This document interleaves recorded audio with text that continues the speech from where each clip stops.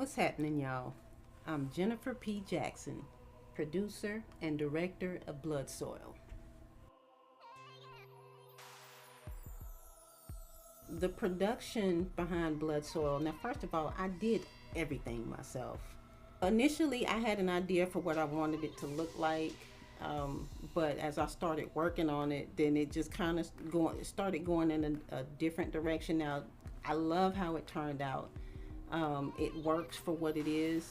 So the production behind Bloodsoil, it actually starts with, of course, the script. Before I do the script, I start with an outline. I just kind of get everything outlined as far as what I want to happen roughly, and then I'll start to refine that into, and I always do like 3 passes on it. So I'll do like the rough outline, and then I'll do a rough draft of the script, and then I'll do a final copy of the script, which we all know that the script is just more just another outline, because the script, some of the stuff that's in the script is not what's in the final cut of the film, but that's usually how it happens. It's just what works as it's just how certain things come together.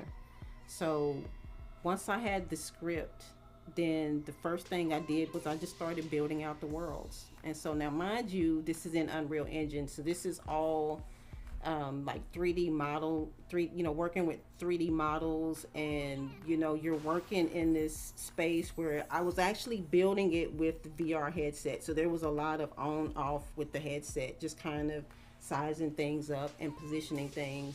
Once I built all of the worlds, and every scene was like its own world, so every object that was in there, it was almost like a canvas. I would take and position the camera in a fixed position, and from that spot, I was like building everything that you could see inside of it. Now, it looks completely different inside of the project file than what it looks when you get the final render of the VR 360 film.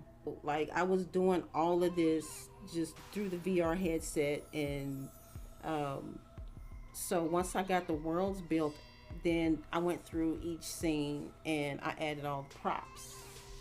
After I added the props, then I added the characters. Now the characters, yeah, we're gonna have to talk about that, but I added the characters in. I didn't animate them yet, so they were just static poses. They were doing the T-pose thing. The next thing I did after I got the characters in the scene was I went to my audio software, and I took all and